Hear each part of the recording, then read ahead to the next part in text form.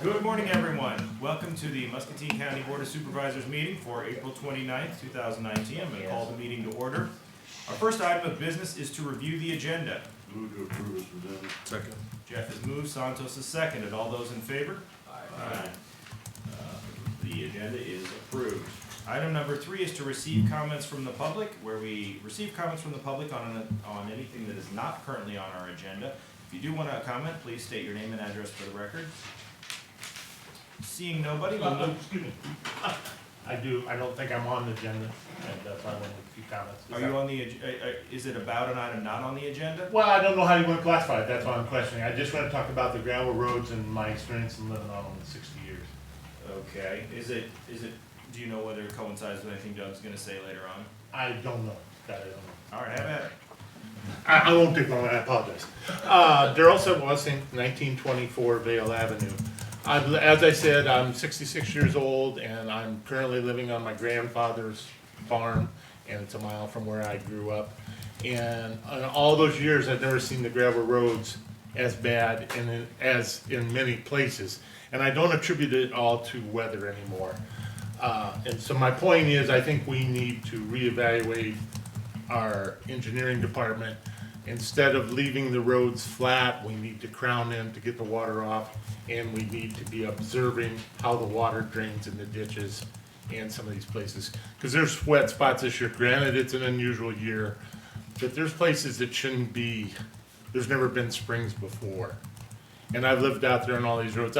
One time I had 3 roads within a mile of me that were supposedly closed for through traffic, and that's not right. I'm paying too much in taxes to not have be able to travel your road in front of you. That's all I have. I just want you to reevaluate and look at the engineering, how they're doing it. So thank you. Okay, anyone else? All right, we'll move on to item number 4 with Mr. Nolan from Horizon Architecture. Item A is discussion and possible action to approve change order number 1 to the Muscatine County Administration Building Elevator Replacement Project. Morning, gentlemen. Yeah, thank you for having me here. So this is a good news change order. So essentially, over the course of the project, we had a couple of things that changed, and with Myers Construction, we just said, well, give us, basically keep track of things as we go out. So one thing that we ended up, we're able to modify, in the hoistway modification, we didn't have to do a masonry wall in the interior. So that was basically a total of a credit to us. There were a few things with the machine room that the state required, as in adding a fire rated door, doing a few additional things that ended up costing us. At the end of the day, I can pull the number up exactly here. We did have a net credit for the project. So we're getting things done for less than we expected, so that was positive here. I just had it here, give me just 1 second. I know these will be in the packet here shortly, but the total amount of the change order was a net credit to us of $1,389 with the elevator installed and the project 100% complete. So recommend approve that, and more or less what we will do is, rather than, there won't necessarily be a check back with their final pay order with the retainage, that part comes out of that. So with their final pay application, we just won't pay the full amount of the contract, if that makes sense. I'll move to approve. Second. Jeff has moved, Santos has seconded to approve the change order. Any discussion? Those in favor? Aye. All right. So Mike, is the elevator open for business now? The elevator's been up and running for about a month and a half, I believe. Okay, I Yeah. wasn't sure if it's got your inspections and everything. Yep, that's totally inspected. There were, there was 1 comment or 2 comments that we needed to address with the state elevator inspector, just more along operations, but nothing that would prevent us from using the elevator. More or less, they had a question of if the power trips, does the emergency light in the elevator shaft automatically go on, but it's cleared and open, and I invite everybody to go take a ride, so. And you don't have to go one at a time. Go rescue getting stuck or So, now, we did go for the lower speed option a little bit to help incentivize people to continue to use the stairs. It works well, and it's very nice. I'm very happy with, again, with Myers' work and with everything that went into the installation. Great. You also want to discuss zoning with us? Yes, so what you have in front of you is basically a sketch. We've been working with Sherry and Oscar, and also with the Sheriff's Department on kind of a layout for the new building. So this is very rough at this point. providing this more for reference. So the block that we're discussing is basically we have between Walnut and Mulberry and 4th Street and 5th Street.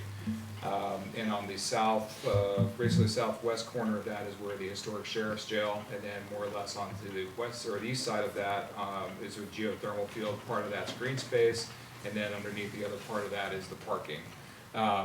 One of the things we always do is take a look and make sure that where we want to put the new facility is zoned properly.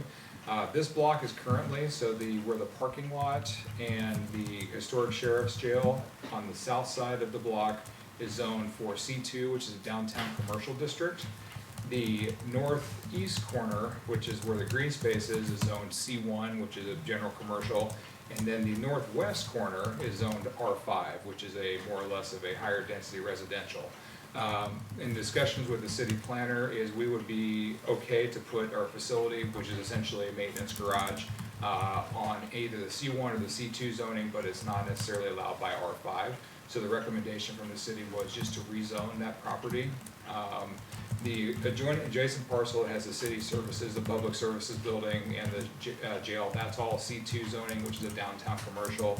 And like I said, half of that block is already the C2, which is a downtown commercial. My recommendation would be to rezone the entire block to C2, which would give us the most flexibility, essentially for massing and setback. We don't necessarily need it for this project, but it is more in line with what the rest of the zoning is for the other county facilities downtown.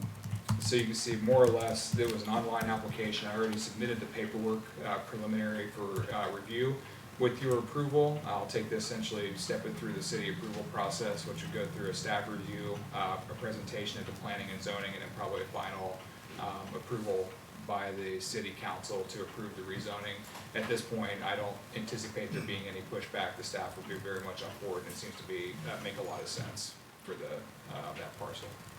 Is that shaded out or blocked out location, is that where you believe you'll site this building? Preliminarily, so that's kind of the rough mass, and that's where we kind of look to see what the size and the shape of that building is.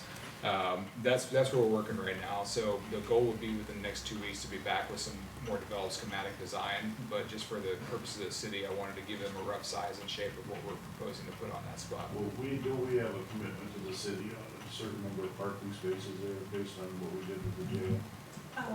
Back in, I believe, 1993, there was a temporary verbal agreement to allow them to use some spaces there.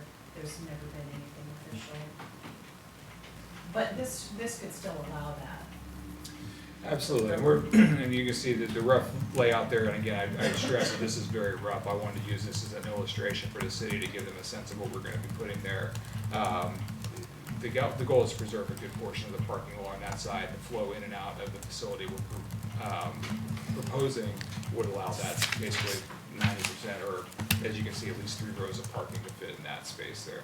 Was it about 5,000-6,000 square feet you're looking at? Yep, around 5,000. You said there was an area that was still R5. Is that in the full space? Where's that at? So basically, it's that whole block that the city is currently using. We have some of the city parking, so with a white block, roughly where that's located, that whole, if you break that up into 4 pieces, that top left corner is R5 zoned right now. So just your proposal is to make it all C2, the whole red blocked area?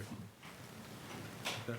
And then our fallback, if they didn't want to go the whole thing to C2, is that I would then ask, the second would be to go to a C1, which would be the same as the adjacent green space, which would still allow us essentially by rights what we need. The real advantage you get from going to a C2 is that there's no setback requirement, and even though we're not looking at going a 0 lot line on this, I would want to do that just for future flexibility, and again, it's in line with everything else that the county has down here, is all in C2.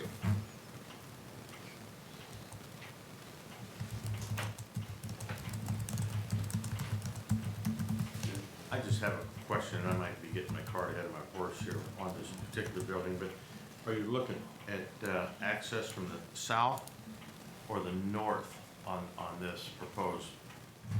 So primarily, we're looking at for the vehicle traffic in and out of the building is going to be to the north, so entering and exit off of 5th Street seems to make the most sense right now, based off of the existing curb cuts and just the traffic flow through the area. So again, I'd like to have a more in-depth conversation on that as we get things put together a little more, but at least in our initial discussions and with the potential use in the future for the historic sheriff's jail to turn into a museum space, we're trying to look at the site holistically and think about pedestrian and flow across that as well. Right now, if you go onto Walnut particularly, if there's cars parked on both sides, that's a pretty tight fit.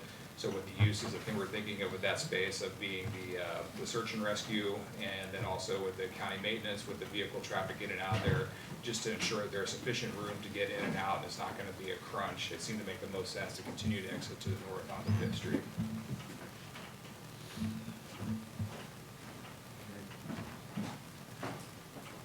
Yeah, Any questions? I'll be looking forward to having more conversation on this, because I don't think that's enough building. That's just my personal view. Sure, and that's what I said. This is, again, the idea was we I sat understand. down and we, kind of squished things, but I haven't really started to do floor plan layouts. That's what we'll be discussing this week. But once we get that, absolutely, let's talk about it. And we want to make sure, initially, we had talked about in the master plan somewhere around 4,000 to 5,000 square feet. And as we're going through and really nailing down the requirements, that's about where we've landed right now, so. The green space, Mike, that's our well field. We can build on that shallow footing type structure, correct? We can. From the geofield layouts, all those lines are supposed to be 72 inches below grade or greater.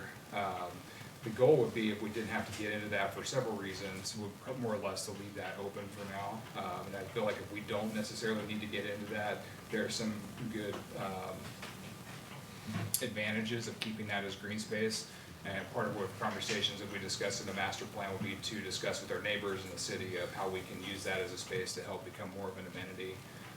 So that's another portion of this, is trying to, rather than making that all an asphalt parking lot or just vehicular traffic through there, is kind of using that more as a transitional space. Anybody else? Thank you, sir. Appreciate it, Mike. So I guess what I would ask, if you, more or less, I don't know if we need to do a vote, but do you want me to proceed with the, on your behalf of getting this rezoned for, or is that just a? You could just thumbs give up or him go for it? direction at this Yeah, I point. think that makes sense. Yeah, Okay. I'd say go ahead, you bet. Okay, will do. Thank you, Mike. That's it. All right, thank you Do very you much. have anything else? Is your time? Well, I will give a quick update on the courthouse. So, Wolf Contracting has got all the rough end done, plasterers are on site, so, if you get a chance to take a peek in there, they did some off-site moldings, which are fantastic. Get a chance to walk through with Matt Lusak, who's basically their boss. They have, 2 plasters are on site Friday, they're gonna have more of a group here. They're probably gonna be about 4 to, we'll see, we'll get a total, estimate on their time frame. But we did give them, essentially, we backed out where it needed to be, gave them you must be done by this date. Wolf will continue working on the ancillary spaces that are not in the courtroom, but once the plasters are done, they'll need to come back in and finish up the trim casework, install the new bench, install the jury. But, I mean, things are coming along very well. I'm excited to see this project Yeah, happen. that was just in that last week, it looks really good. Awesome. All right, thank you much, appreciate it. Item number 5 is discussion and possible action authorizing the chair to sign a receipt, consent, and waiver of notice related to a bequest of approximately $43,738 from the estate of Marilyn J. Irie to the Muscatine County Conservation Board to be used to promote wildlife conservation at the Salisbury Bridge Recreation Area. Kurt, Good morning. what can you tell us about this morning? Wow, it was exciting to get that news. Yeah. Been working on it for several months here. The amount has actually went up, but our board did make a resolution to accept this donation and then to use it. I think we have within 5 years, the attorneys wanted something on there that, and we would track that money. It would go into our conservation reserve fund, and then we'd use it there at the Salisbury Bridge Recreation Area for wildlife improvements. So wanted some equipment purchases, such as corn planters, things like that, for doing our wildlife habitat work there. We also have some work that needs to be done on our wetland area out there. The dam needs some updating on that, so we'll use it for that. And, I don't know, wood duck boxes, different things like that. But it was stated that they wanted it used just at the Salisbury Bridge Recreation Area. And so 675-acre area, we should be able to utilize that money there. Do you have any concerns about being able to track how the money's used? No, I don't see a problem with that. And I apologize to everyone. Do you know how to pronounce the donor's name? I thought when the attorney talked to me, it was Irie. Irie, well, our thanks to the Irie family, that's a very Yeah. generous donation. Very generous. Anybody have any questions? Kurt, is there anything, like maybe we could put an area maybe, or a plaque or something, or a sign or something kind of in recognition of what she's done in donations? Yeah, that's good. We talked about that, but something that we could put up in the lodge out at Salisbury, and then we would also have it at our Environmental Learning Center there on that wall that we have for donations. If there was a large portion of where the funds would go to, maybe you could kind of name something or identify a thank you, or this was built on the behalf of, Yeah. I don't know, that's a something good that I'm sure you could do. No, we want to do that. Okay. Thank you. I'm assuming this is the same estate that gave Wesley Fairgrounds $38,000. They received.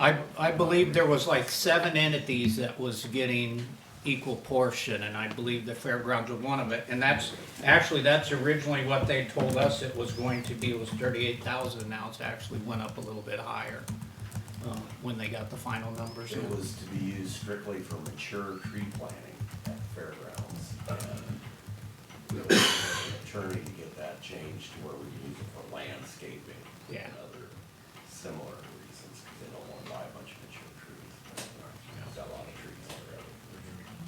Yeah, I think she was very generous to a lot of organizations here in the community, county. Well, move to approve. Second. Motion has been made by Jeff, seconded by Santos. All those in favor? Aye. Motion passes. Thank you very much, Thank sir, you. and the Erie family. Item number 6 is items with County Engineer Keith White.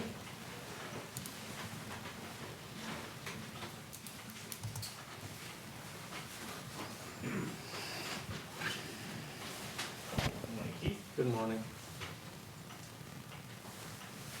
First item is, we have one permit today from Interstate Power and Light of Muscatine, Iowa. And they are installing or proposing to install a 4-inch gas main from Country Ridge Road, boring across North Isaac, directional boring along North Isaac, and across Bayfield Road, and then going west on Bayfield Road, again, all directional bore to tie into an existing main near Peck Street, 4-inch gas main. I'll move to approve. I'll second. Been moved and seconded. Jeff and Scott. All those in favor? Aye. Projects update. Yeah, with the weather, not a lot to report. I mean, the big things we've got hanging out there are hot mix resurfacing, seal coat reclamation, all from last year. That Iowa is a big player in most of that, and they've got work to finish on Highway 22, which water is impacting. They had proposed to be here first week of June. We're not sure that they'll make that. So it may carry into next year. And then we've had the 2 bridge replacement projects that we've let, and the one on 155th is probably a late summer start. And the other one, we haven't heard from McCully yet when they might start on that project. And the other things that are going on right now are right-of-way acquisition on the, eliminating the culvert on Iron City. They're hoping to get that acquired this week. And so I guess we have the Lutheran Homes right-of-way acquired on G28. We've been conversing with Bridgestone, but we don't have any response back from them. I spoke with the local general manager and asked him to give a call to see if he could move that along, so he thought he could. Okay. So he'll give him a call. typically when we correspond with them, it takes them a couple weeks to respond. Lost in the organization because we're not Yeah. important. So are we good with the Lutheran homes? I mean, Yes. okay. Good. We are, but I think this other one is kicking us down the road a ways. Do we believe we'll still get into this year in letting? I don't believe that, no. We'll see, but I'll unless, follow up this week again. unless they give some movement soon, probably not. That's all I had. Anybody have anything? Yeah, I had a question on what we just passed on for the utility permit from the gas. When they do that directional boring, are we doing like plastic or HDPE or what are they running It's with that? plastic. It's plastic. So do we require them or do they provide tracer wires with that? Yeah. Nowadays, they normally do. But I mean, can't we require that as far as that for them putting that so when we start doing locates in somebody's Yes, building or anything like that? Probably can, I'm not sure our permit requires that. But we can certainly verify that with them. Because you said it's a 4-inch, correct? Yes. I don't know, they have above ground locate stations identified at multiple spots on their drawing, that we can ask that question and Okay. verify that. Be good if we did, just because of, that's what they're drilling. I'm sure they probably are having it, I was just asking. That's all I have. All right. Anything else, Keith? No.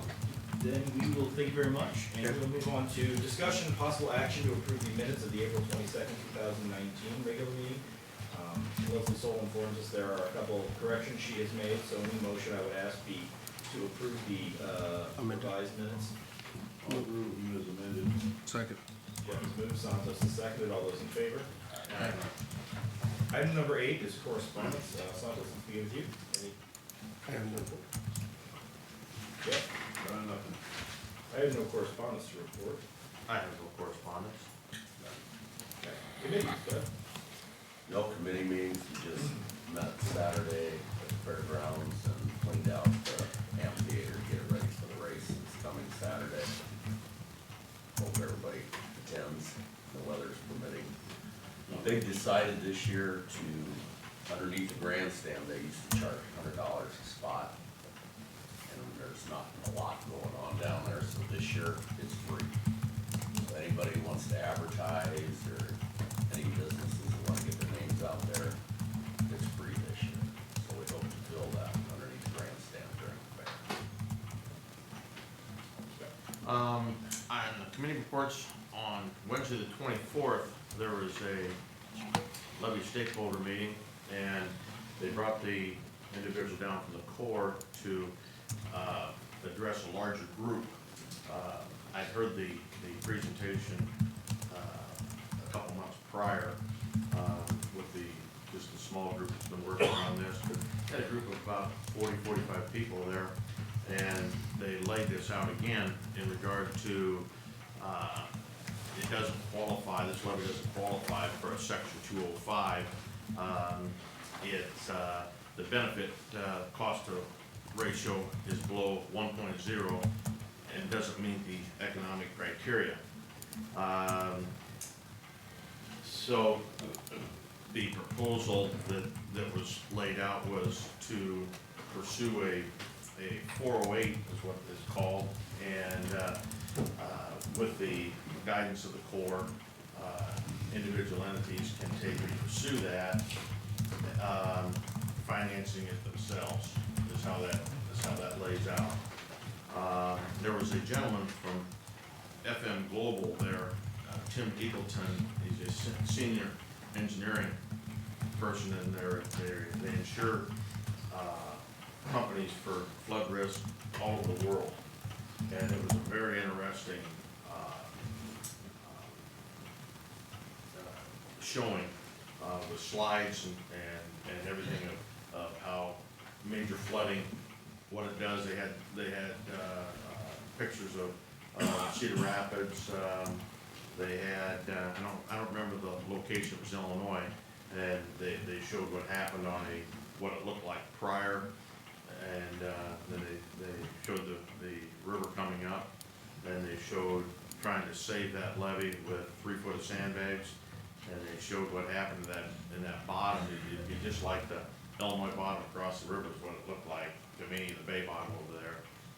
Or even possibly you get clear into the airport is what it could look like in how, when that breached and it came over the top, and the amount of time it took in that particular instance to fill that basin. It was pretty amazing. It was just pretty amazing. And like they talked about, anytime a community has a major catastrophic event like that, at that point in time, it's easy to get people on board to build a tire, shall we say. But there was a lot of good information there, and the group, by a show of hands, wanted to continue to investigate and pursue this situation.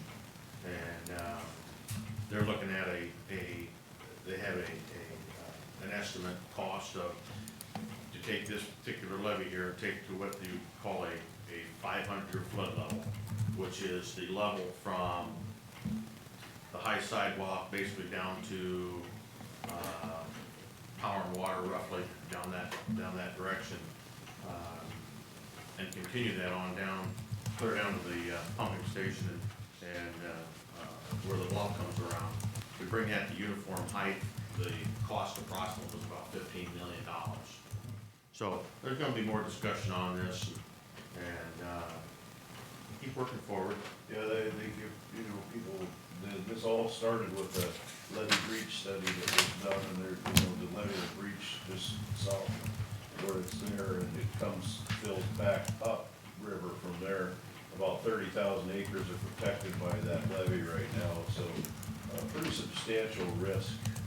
And it's currently, I don't know when they raised the levee in this, on the upper end, and I didn't hear that story, but the $205 would have been nice, because the Corps would have contributed $10 million, which would have been a local investment of about $5 million, but still, there's a lot of interest by people with stakeholders, we'll call that, to continue this progress forward, how we make that happen, because there is a significant risk. And the Corps it was a really interesting presentation. They studied, what if you just contained, and what if you build berms around key assets like power plants and things like that, and all kinds of stuff. What if you let the water breach in one area, created a relief, in all those studies. And the bottom line was, they were all more expensive options and didn't give you the level of protection of just biting the bullet and doing the 11 miles. That was the most cost effective, gave you the greatest protection. So it was a very interesting meeting. And like Scott said, it was well attended. I just had information. Did they consider the Illinois side, like if they're talking about building it on this side, or do they talk about doing it on both sides?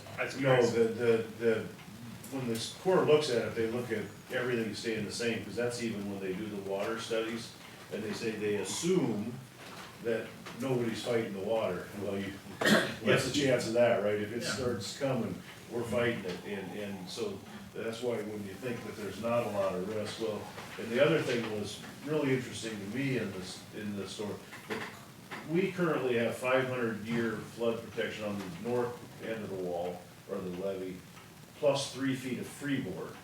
Okay, that's the way FEMA looks at it. Well, the Corps doesn't look at it like that. The Corps looks at it as all available. Well, as Scott said, if anybody that's been out and watched that river, when the wind gets going and you get those rollers, you're not gonna be able to use that whole levee for protection. You need some freeboard. And so I think the lower section is 100-year flood plus 3 foot of freeboard, and the upper is 500 plus 3 foot of freeboard. And really so to take the whole thing to a 500-year plus 3 foot of freeboard would be the proposal.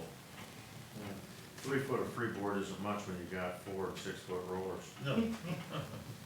I was just curious, I didn't even know that. And and what's been interesting to me too, Daryl, in a lot of these conversations that people don't think about is you think, well, it's just some we got a lot of farmland. Well, we do, but we also have a lot of residences down there. You have the old town of Fruitland, you have the airport, you have a good portion of Muscatine. You know, the entire city water supply from Muscatine, the entire sanitation, you know, you'd have if that happened, a breach happened and we lost that, it'd be a pretty catastrophic event for this area. For this county, we'd have a real tough time coming out of that, so. One of the gentlemen there when we were leaving said to me, he said, I don't know what we do if we ever had a catastrophic failure like this. I don't know what the community do. I said, it would never recover, ever. You know, and people that say, well, you know, that's down there and I live up here and, you know, it really doesn't affect me. Well, it affects you in a huge way when your community doesn't exist anymore. You know, the value of your property, although you are not directly affected, is going south. And don't think for a minute it's not. When you have no drinking water in the community, no power, all these employers that are in that end of town that people from who knows how many miles up come to work at, they're leaving because there's no work here. You know, it's a domino effect in a hurry, in my mind. Yeah, I really like the insurance guy, well, of course, that would be an insurance perspective, but he said, you know, a lot of times people, you know, look at these things after the disaster happens instead of before, so I think that was the good thing that, and I don't know who originally funded that original core study or how that got funded, I think the levy stakeholders did that. Correct, that's correct. And so, you know, they've been a group, and it's been pretty much private funding where this group, and it's, the levy district down there's been a key part of that, where they've all invested some funds to try to look at this and model it and study it and work with the Corps. The Corps has done a really nice job of stepping up. The Corps on the study contributed about $150,000, was that the number? I don't remember. It was substantial. I don't want to say a number, but it was Substantial amount of substantial. money that the Corps of Engineers invested to do this study as well, so we were really hopeful of getting the 205 program, but very interesting. And that's all I had. Let's see, I had, on Wednesday, the 24th, I had, went to the Bi-State Commission, there was a presentation again on the census, that's really starting to heat up. Also was a Wake Up Wednesday event at the Flickinger Center, some good stuff going on there. Thursday, I was at the Leadership Muscatine graduation, there were, you know, 7 really, I think, excellent and inspiring projects that folks in the, I think it's the 31st class of Leadership Muscatine have committed to. And then on Friday, we had a special meeting of the mental health region, basically with the passage of this new legislation that enables a 40% carryover and extends the time by which that balance has to be spent down. Counties and the regions have been given a chance to recertify their budgets, and Cedar and Jackson, because they were going to be way over the carryover balance, I think had levied at 0. And they are now looking at going back and instituting about a 75% levy. Or excuse me, I think a 50% levy this year, and considering a 75% of their maximum levy next year. Because if they did more, that money would just get spent down anyway. So, again, that has to be approved by their individual boards. But that's what I have for my committees. Jeff? Just the levy stakeholders, so we did. Okay. And Santos? I had on the Thursday, the 25th, I had the We Lead monthly meeting. We had a presentation by the contractor, kind of showing us where we're at on the facade and the new rebuilding. They chose to go with an older aged new brick, and the construction is going into the second phase with no change orders and on track to open up the rental apartments above. And When do they get those open back up, you know? probably about 2 weeks. 2 weeks, that's great, that'll help them get some income going. Yeah, that was a big plus for them. So they were really satisfied and very pleased with how things have been progressing. I'm gonna start pouring the sidewalk, I think, probably another week after that, so good progress. I've watched that Santos has progressed. They're doing a nice job. It was a little bit of movement on the roof, so there might be some future work on the roof. I jumped up on there, got up on their scissor lift and jumped up, took some pictures to see how, it's an old membrane rolled roof, but it looks pretty good. I think they just need to restretch it and patch it, so I think they'll be all right. That's all I have. Item number 10 is discussion regarding slag update and the county engineer's office with Doug Hoy. Good morning, Doug. Do you want to break these down into two separate? Yeah, pieces? there'll be two separate things. So I thought I'd start with the slag update. I don't know if you guys heard anything new from the IDNR or anything from them. We've got some new stuff for you that we've got. First of all, there's, the testing was supposed to be completed in April, and we don't know that that's been done. With the weather the way it's been, I'm sure it hasn't been done. The first one you're getting was the QAP. I only made one copy of that. The QAP is the Quality Assurance Project Plan. So that's how they put their plan together as to how they're gonna do their sampling. As we went through that, we had Ed go through that, Dr. Askew. And he found several inconsistencies in it, in the process that they were gonna do. They don't even follow what the EPA wants or the Iowa DNR, what their proposals are. So it leaves it wide open for a lot of different things. It leaves several errors and inconsistencies in it. And I have a copy of each of that from Dr. Askew. The way this is set up, it does not follow the EPA rules or the methods or even the Iowa Department of Resources testing things. So because of that, testing will not be accurate or legally defendable if that happens, if they follow the current testing they're doing. So you're able to read through what Dr. Askew has sent back to them. That's pretty much what he has sent back to them. There is some testing that's done by a company that's not even accredited for it. So there are some problems with the way it's being tested. The QAP also tells the roads that are gonna be tested. We supplied a whole list of roads, and a lot of those same ones that we sent were also sent by the county, and the county actually sent the tons that were put on it. So that's in the QAP. The QAP is the acronyms. Everybody knows acronyms. So that's kind of what I've got for an update for you. I'd like you to read through those things and see that there are some issues there, and we need to make sure that the DNR is actually doing the job right. You know, we want good quality information when it comes back. And this is all Ed's opinion, is that correct? Yes, he's the expert on this. But I'm just stating, it's his opinion. Right. Okay. that's But all he's I'm- done enough testing that, Sure. you know, he is the expert on this. So did they get any feedback from when he sent this out? No, he hasn't had any feedback yet. Looks like you just sent it Thursday. Yeah, so no feedback yet.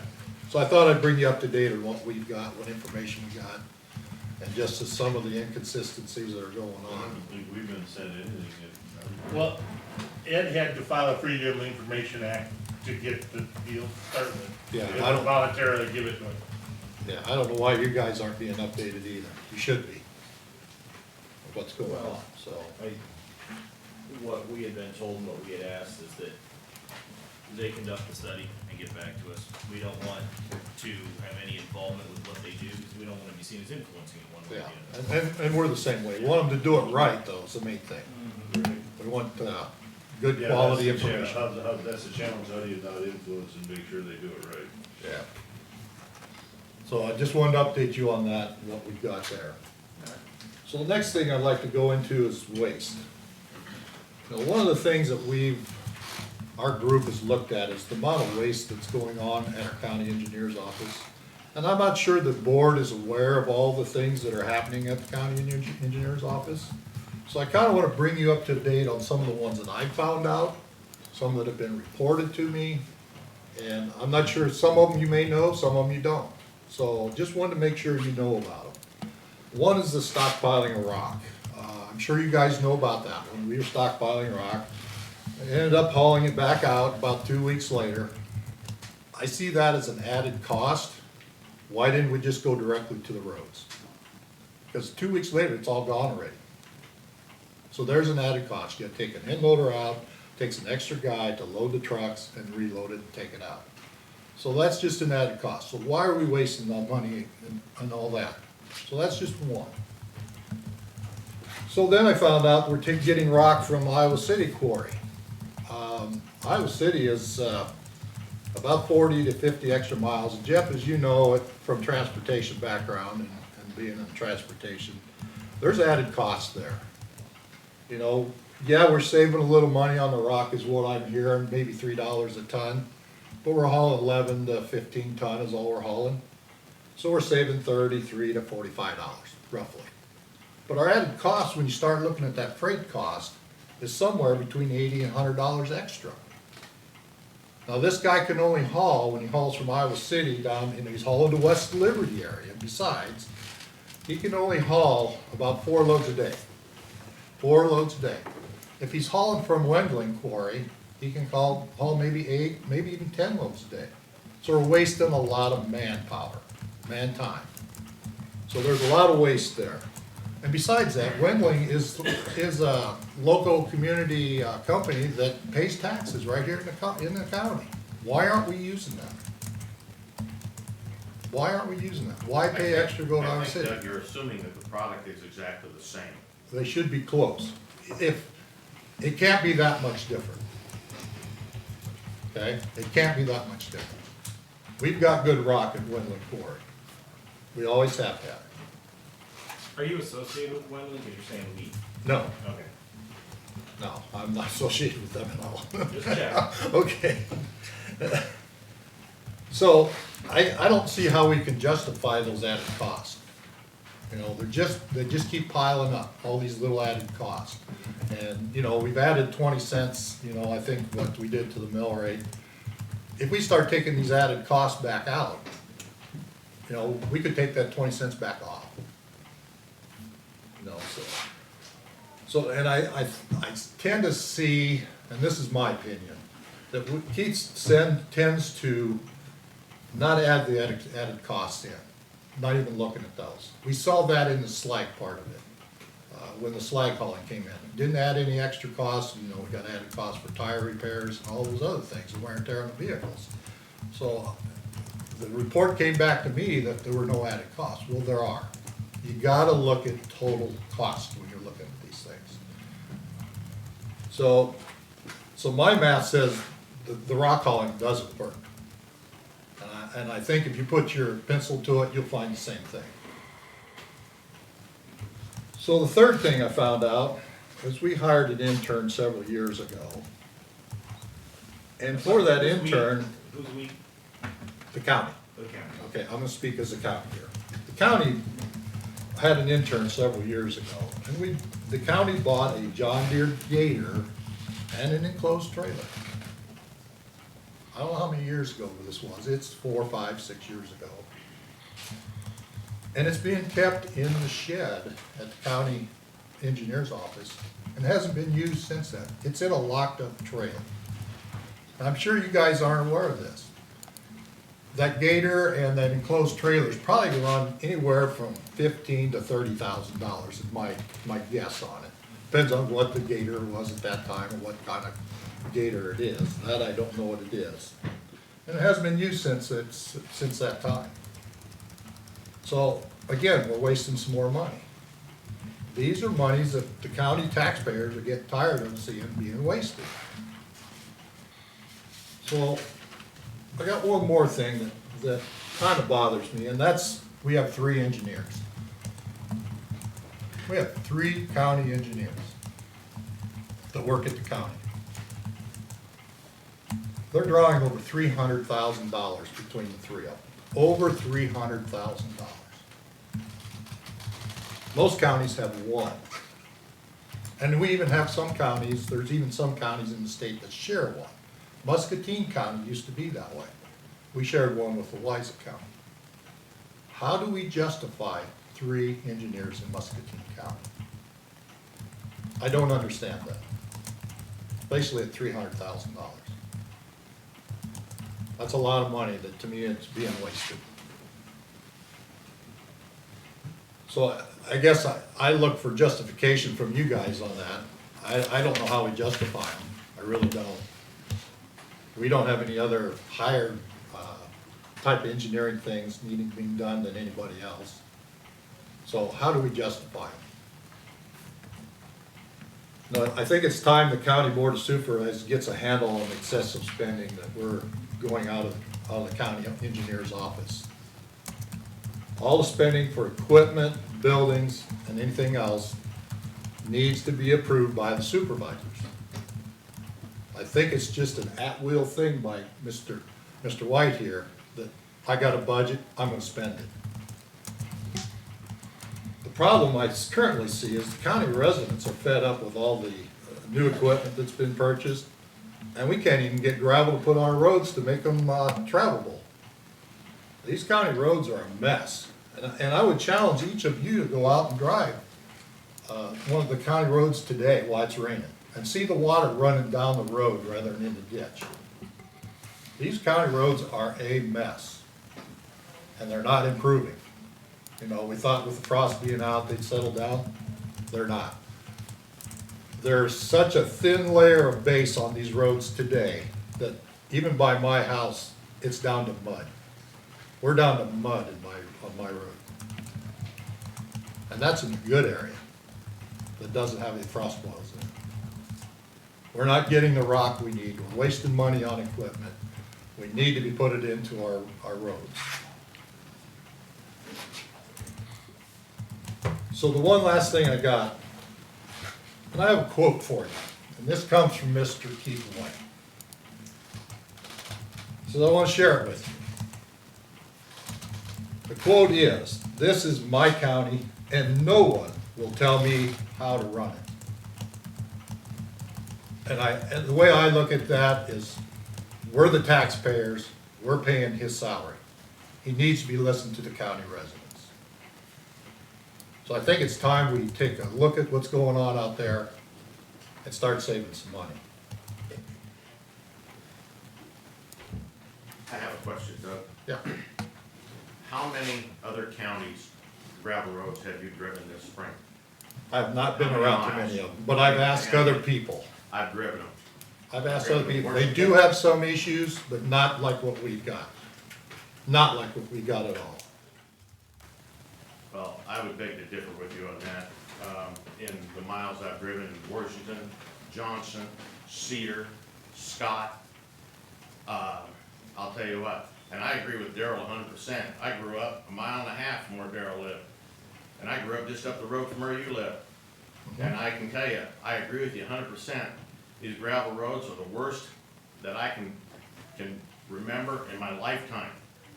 But it's not because of poor maintenance or Yes, whatever. it is. Yes, it is, Scott. I'm speaking, thank you. And you go to the other counties, they're as bad as what we have in certain sections. And it's just a matter of a statewide problem, from what I can see, from my personal time that I've spent on these roads. It's not a situation where everybody's way, way better than we are, and Muscatine County is doing a bad job. It's just the way it is with Mother Nature. That's my opinion. I just spoke with my veterinarian yesterday. He drives Muscatine, Scott, Cedar. I don't know if he gets down to Louisa County or not, but he says Muscatine County roads are the worst he's seen. So that's his opinion. I went to Tipton the other day. I intentionally went north on 38, cut across at the Sugar Creek Church, went west. I'll tell you what, that entire stretch is almost impassable, and that's a major, major route, east and west in that county going across there. And it is way worse than Bayfield ever even thought about being. That's just what I saw, let alone the gravel to the north as you go into Tipton. They're all bad, just like these are in the same boat, you know, it's tough. Theirs are spotty where ours are every road. I don't know, I'm just reporting what I've personally done, that's what I'm telling you. And it's not just one county, I've been to 5 of them. Just my point. Anything else, Doug? No, that's all I have for you. Anybody out there have anything to add? Yes, sir? Would you step to the podium?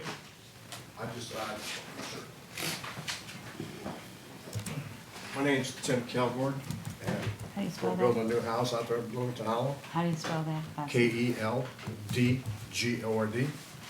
And I'd just like to get some information on Bayfield Road. If an embargo is gonna be lifted soon, and if it's not gonna be lifted soon, the reason why it's not gonna be lifted. Well, I think your contractor was in here 2 weeks ago. 2 weeks ago, I was there too, yes. Yeah, and I think that what we'd asked him was to go out to the county engineer and request a permit, which everybody does, and he's Yep. not showing up out there, to my knowledge. Last time I checked, I was gonna call him and ask him, why didn't you go out there that Monday? Because I think the county engineer even indicated if they'd have waited a couple of days, they probably would have let him on the road. So I don't know if there's a communications problem there or what. I'm not questioning the permit process. I'm just asking a question, when is the embargo gonna be lifted? On On Bayfield? the hard surface part? And is there any way to test? Embargo probably will not be lifted anytime soon. Permits is a different question than lifting the embargo. You can see where the type twos are out there, where the road's soft and damaged. So the embargo's probably gonna stay on for a little while. On the hard surface part of Bayfield, there's no more damage on that road than there was at the beginning of this embargo.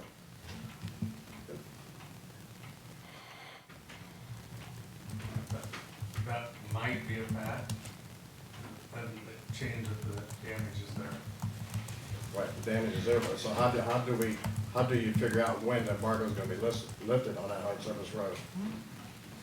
We go out and look at the road.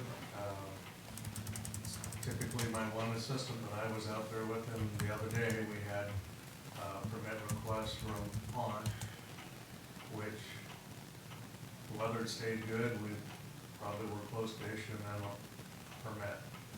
Today, we'll have to see what it looks like, all the rain.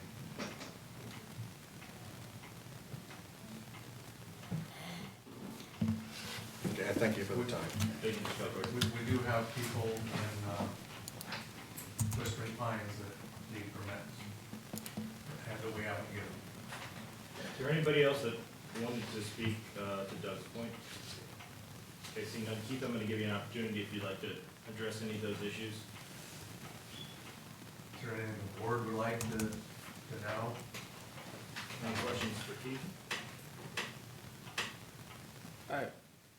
I was just concerned, just wondering about the rock. I mean, is the procedure that you do that is probably for just storage is what I'm thinking, just like you do Sure. salt or something like that. I don't know. Normally we don't like to handle the rock twice. They're exactly correct on that. What we had started several weeks ago when the weather was unfavorable to haul to the roads, we hauled into Ward Avenue, we hauled into the McEwen Bridge, we hauled in to Liberty Park south of West Liberty and stockpiled material, hoping with good weather that we could eliminate those long round trips and haul to the road directly. And we had a stretch of good weather, and all of that rock went back out of those locations in 2 days with a handful of trucks. So we got it on the road quickly. They're hauling to stockpile today because they cannot haul to the road today. Okay, so they're getting the material closer. We've always came into the southeast corner from Linwood, so we stockpile at Ward. We've come into the southwest from Columbus City, so we stockpile at McEwen. This year, River Products offered us a very good price on rock, so we're looking at strictly the northwest corner. That upset Wendling, who called me, yelled at me. They must be the quote of me talking to them. I don't know where that quote comes from. Don't recall ever saying anything like that, but that's the story on the rock. So the Iowa City. Something to try and actually get rock onto these roads quicker. Yeah, and that's why I was assuming something like if we order big orders of salt, we don't just order from the salt and say, hey, we're gonna distribute it that day. But the purchase from Iowa City was because of just the price? price and material, let's see if it's, you know, if we're not using the slag, let's see if it's a better performing material or not. We don't know that till we put it on the road. Okay. You know, we do have a price to have a contract hauled from there. And that was going to West Liberty? Yes. Okay. We haul this ourselves on rain days when that labor's gonna be doing, or, you know, brush cutting. It's cut brush, haul rock. So we opted to get some closer to the roads, so when we had some better weather, we could put it out there. We also hauled out of Wendlings the end of last week. Spot rocking, not contract, not solid rocking. I guess I'll just briefly speak to the gator. I'm totally confused by that piece of information. I can't honestly tell you if it's been used this year. It was used all last year on the Fruitland project. It's common, same as the contractor, running up and down other ends of the project in the gator. It's used for survey. It's used every year. It's been used constantly ever since we get it. Yeah, it's often parked inside when it's not in use. We had an ATV before that, and probably an ATV before that one. Keith, are you in contact with your fellow county engineers across Iowa, and if so, what do they say about the roads in their counties? Well, yes, we are, and, you know, a number of them shared about conditions, and, you know, lots of counties saying worst they've ever seen. It's just that simple. It's tough out there. I do think it's a lot worse than our county in a lot of places. I didn't know Iowa City had it. They have two, well, they have more than two. They have one right off of the interstate there. You could practically see it from 80, and they have one just north on Highway 1. The Ernst Quarry is where we came out of. And I know it's in Johnson, but, you know, Johnson hauls out of it constantly, Cedar hauls out of there. You know, frankly, when we first hauled that material and when we first put some out, we got the, why are you putting slag on the road? Because it's a gray stone. And we're like, you know, we're not, haven't been, we're not. But what we saw initially was really good looking material. And we'll see how it performs. Doug also raised the issue of new equipment purchases. How, over the last, I don't know, 10 years or whatever, how is the equipment purchases, how has that differed from historical trends, if at all? I'd say it doesn't differ at all, other than prices keep going up on things, but I'd say our history is pretty consistent. Would you like to touch on your fleet manager and what his responsibility is and how that's improved or the effectiveness of your department? Yeah, of course, that's Mike Seawright, and, you know, I think he's done a great job. I reported to you before, he's gone from just reactionary to more focused on the preventative side. You know, his mission is to keep everything running and available, and I think we, you know, I haven't done the numbers lately, but you can do them the same as me. I've looked at our equipment budget versus any and everybody else in the state. It all goes in an annual report to the DOT. Has to go, that's the law.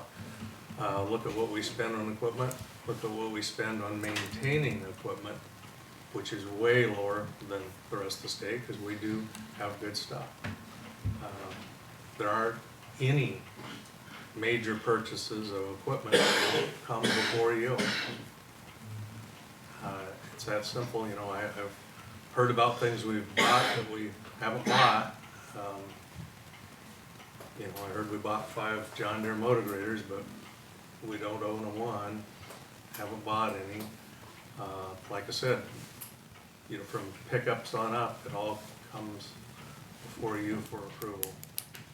Yeah, I don't recall ever seeing a gator and trailer, enclosed trailer was a little bit, but I do know we typically approve all asset purchases. They all come before the board with a cost analysis and trade prices, all the motor graders, all the trailers, all the excavators, all that kind of stuff. Well, the reason to have any type of a side-by-side unit it's a time-saving device. You may not use it every day, you might not use it every week, you might not use it every month, but it saves a lot of steps and it saves a lot of time on particular job applications. The only thing that you haven't touched on, to my knowledge here, is your labor in the office that Doug spoke about with other engineers and so Yeah. on. If you'd like to touch on the labor. Well, we just added Alex Anderson in January, if you recall, from Cedar County. They've lost 2 staff in that short amount of time. So they're struggling in that area a little bit, but he was to replace the longtime employee, Randy Hopkins. And we were able to get somebody with 10 years' experience to fill in with somebody with, I believe Randy had 36 years when he left here. Randy was not an engineer, but he had a lot of experience. And Alex is able to do things that he can't. He's designed 3 bridges so far. So hopefully we can get farther into the backlog of bridges. You know, it might take a couple years for that to really show. And we gotta find the money to pay for the bridges. But I would say he is a break even right now at worst case in work that we're saving on. But Who's your other engineer? You said, Brian Hershowski, and he does most of the construction management. okay, So like the Fruitland job, he was down there on that. he's like your on-site project oversight. Yeah. So So, we are required to have a licensed engineer on staff or one available to all of our projects. We have to have them. And in the past, I know when you were deployed for a while, Keith, we had to count on other counties Right. certifying our projects. It's a matter of scale in my mind. Do you have the work for them or not? You have to have a licensed engineer to do it. well, when Brian came, Brian Hershowski too, I mean, we were replacing Dean, who was a licensed land surveyor and had a lot of experience too, so we were pretty much the same dollars there in replacing that staff position. Anybody else have anything? Question. Your name, sir? Roger Hargraffen, 1758, 260th Street, Lutz. When you tell you about buying equipment, are you buying it or leasing it? Which Buying. you buy? You don't lease any of it? We haven't leased anything ever. Okay. All purchase. It's all purchase. There's no real tax or other financial advantages to the county for leasing equipment. Now, we might explore that if that's the only way the dollars would work, or if there was something that made sense, but it's all been outright purchase. Typically, in equipment and vehicle purchase, government contract prices are very beneficial. We find that in a number of our areas with, like, regular trucks, half-ton, three-quarter-ton trucks, that we can buy them, use them for 2 and 3 years, and get so much trade on them that we can do it for typically $1,000 a year cost, because the government price is so much better than the free market price. I know when our motor graders, I've been astonished at the trade prices we get out of our motor graders after, I don't know, what are they typically, 7, 8 years you get on? Yeah. You get about 7 or 8 years and we still get we get typically at least 50 or more % of the value of the new price. So it's pretty good value from what I see on equipment. But we've stayed under warranty on those pieces of equipment too, so that we do not have any major expenditures. And, you know, we have had differentials and transmissions, things like that, and it's all been under warranty.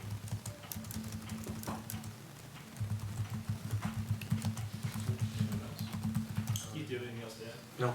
Thank you. Item number 11 is to receive information from county employees. Board have any questions for emergency management? You said you were gonna have a conference call today, Brian, with the weather service, to get an update on the crash levels and any of that? Yeah, there's gonna be a webinar at 1 o'clock with Jessica Brooks out of Davenport, Weather Service, she's a hydrologist. This week, there's a lot of factors. We're supposed to get 4 days of rain. There's snow in north of us, 3 to 5 inches, so based on what I'm gonna get from her presentation, I'll know a little bit more down the road. And that, you said on a note about the disaster declaration where somebody was pushing to split the state declaration, decouple basically what happened in western Iowa from what's going on in eastern. Can you talk a little bit more about that and the implications, Brian? I didn't understand what the ramification to us might be. Friday, I attended the Quad Cities Emergency Planning Committee. It's just a meeting of Scott County and the EMAs of Clinton, and I attend these. And I talked to the Scott County Emergency Manager, Dave Donovan, and there was talk that FEMA wanted to end the declaration in western Iowa. At that time, the governor was in town, but she had to leave and go back to Des Moines. They were gonna have a meeting with her. After I got done with the meeting, I reached out to the Iowa Homeland Security Director, Joyce Flynn. I sent her an email basically expressing my concern as the emergency management that FEMA was looking to end it and then create basically another project involving the Mississippi River. Her reply back is, at this time, FEMA has agreed to leave the incident period open. We will continue to fight any attempts to separate events. Thanks for the note. We will continue to monitor. So that basically impacts our ability to get federal and state assets deployed to this area to help with flood fighting Right. efforts. Last week, I had a joint preliminary damage assessment with a member of the Iowa Homeland Security and a representative of FEMA. And we did basically for individual assistance, covered a lot of the Highway 22, the flooding there, looked at some areas of Cedar River flooding. We don't have a lot with that. What the next step is the public assistance is basically looking at, the city of Muscatine has done preventative flood efforts. Kurt's had some damage out at Salisbury. There are the county roads. There's a lot of things that have had water running through. So this week I need to concentrate, try to gather that information because there's a request from FEMA needing this information. And they've changed things where it's more of a virtual, where I can just use maps and take pictures. So hopefully sometime today when the rain stops, I'm gonna be able to get out, snap a bunch of pictures, try to get that information submitted so we can try to get this. Do we qualify for federal? Maybe not, I'm not sure, but if we can get something from state level, that's my job, is to try to get something back into this county and into the cities that are affected.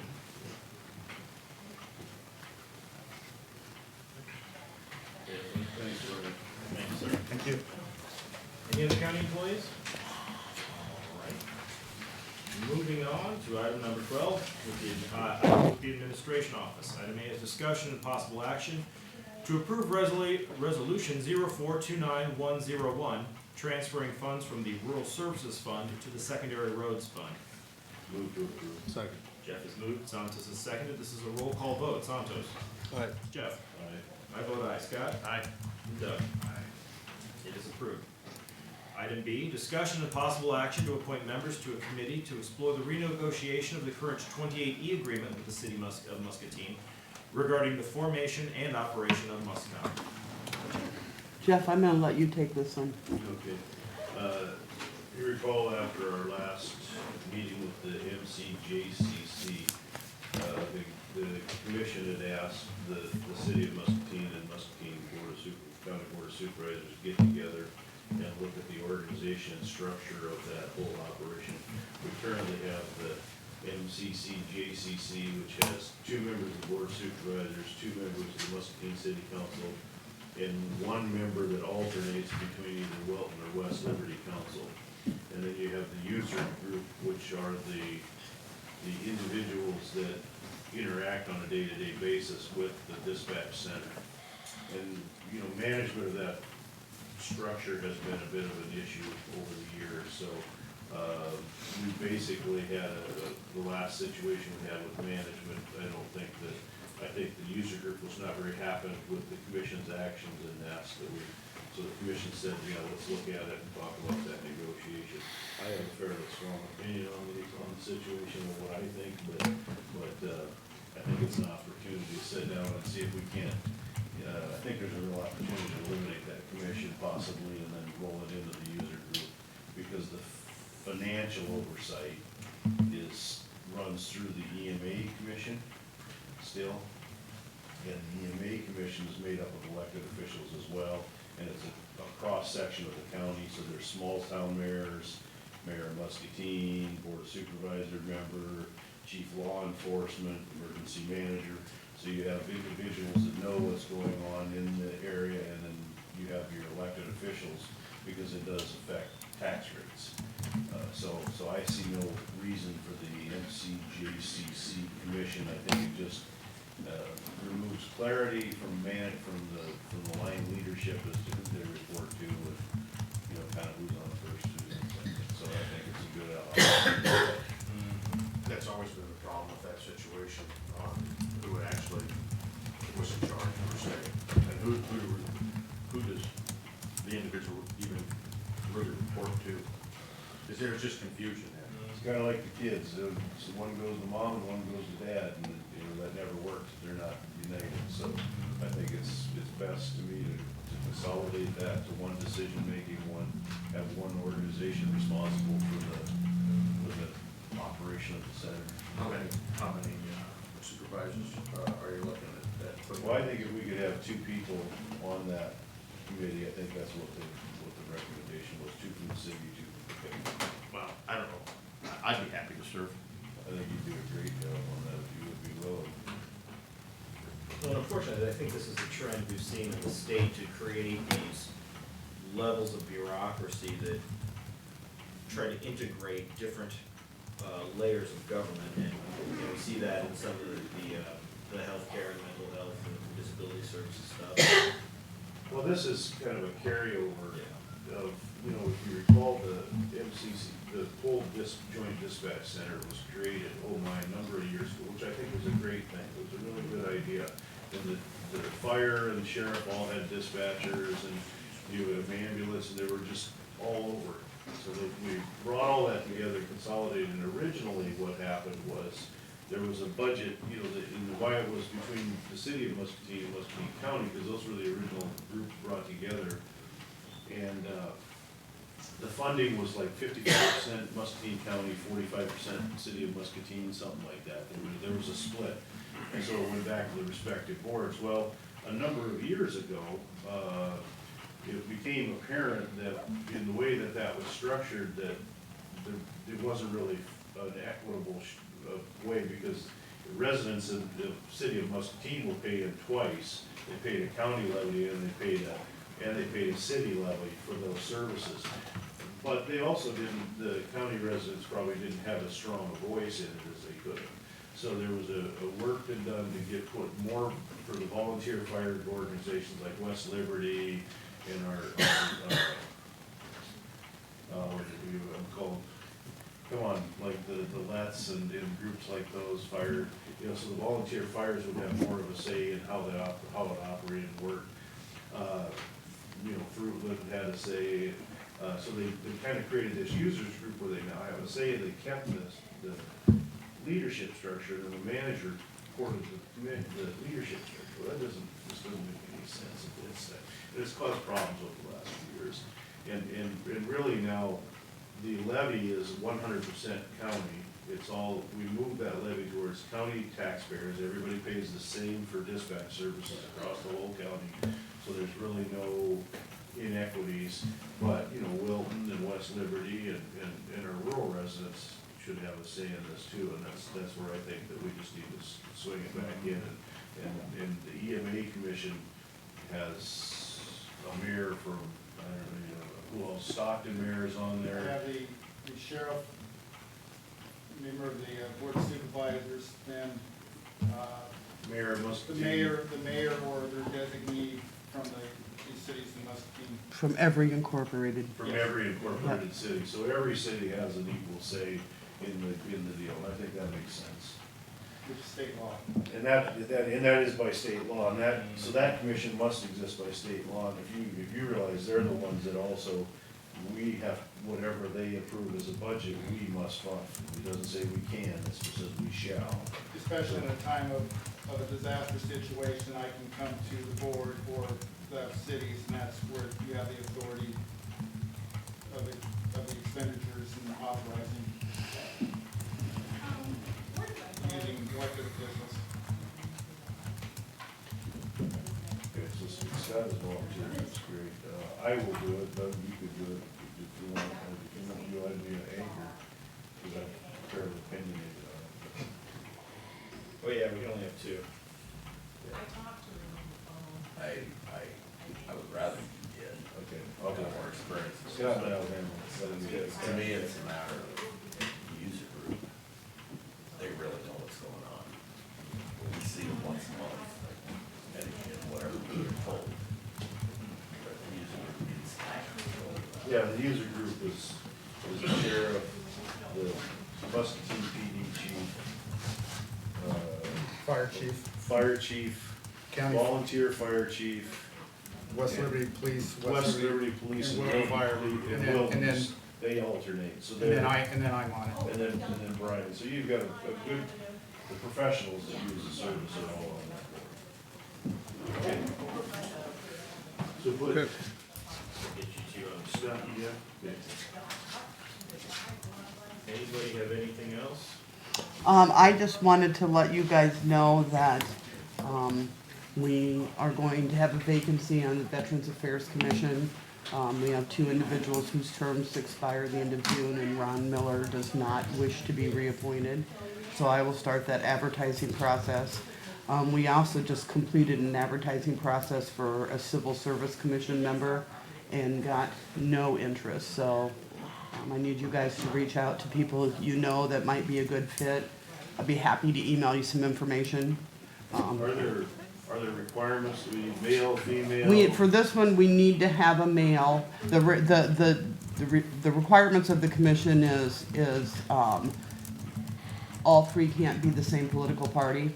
But right now, we have one Republican and one Democrat, so we're able to do either there, but right now, we have two female appointments, so the third appointment needs to be a male if you guys wanna comply with state gender balance requirements.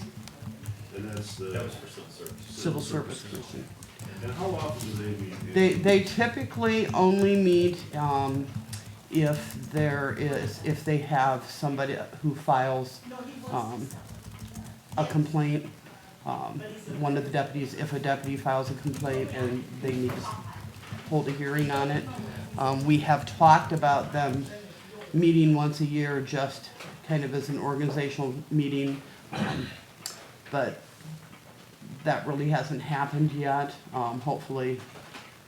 So infrequent meetings. Yes, it's pretty infrequent. We have very few, deputy appeals to disciplinary action taken against them, so.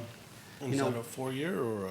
It is I believe it's a 6-year term, but I'll check that as well. I'll send you that information, so if you guys know of anybody that might be interested, And on the veterans, are there particular campaigns we are looking? there is, and it's a list about this long, so, I can send you that information as well.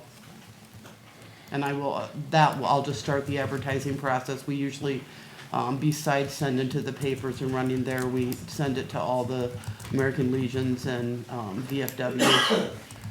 Yeah. Leslie, that conversation reminded me, I forgot, I had Veterans Affairs on Tuesday. Never mind, we'll mention that. Anybody have anything else? Keith, yes. Yeah, I'd like to, quick answer Santa's question for him. And we'll check this even a little more thoroughly, but Brian, I texted Brian, he called, Alliant Interstate Power and Light, and the signature of the John Carney, who signed the permit, says that it is federal gas code adopted by the state that if plastic is installed, there must be a tracer wire. Good. And Interstate Power and Light standard operating procedure, any bored plastic line shall have 2 tracer wires in case one breaks. It's good. It's good to hear. All right, good follow-up. Thank you. Keith, actually, while you're up there, I have another question for you. Wasn't me. I saw that that forestry products hauling bill Yes. went through the governor. I understand there were some changes to it. How do you feel about the final product? Okay, I will speak for the collective county engineer community. I mean, it's out there to read. There were still, okay, they made some good changes, but you're still favoring one industry. That's the big concern, and like I said, if Jeff makes widgets, why can't he haul 1 million pounds of widgets as long as each axle's only 20,000 pounds?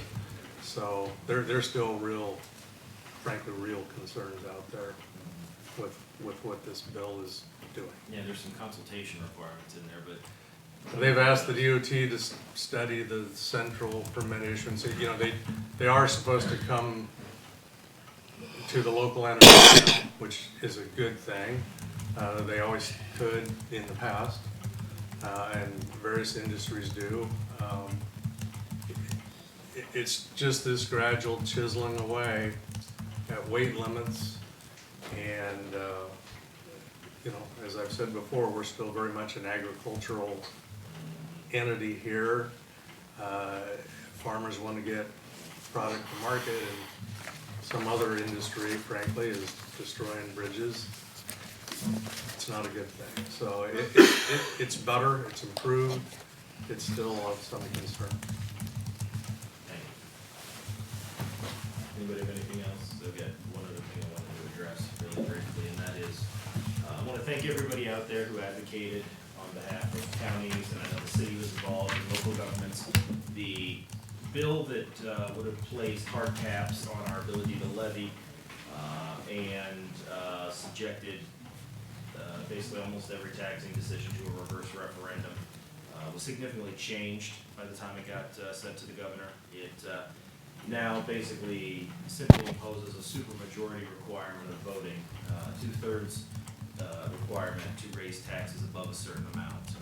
So although that applies slightly more control or more restrictions to the local government, I think it still leaves all the power in the hands of the local government, which I think is a stroke in favor of local control, which I'm personally in favor of, and I think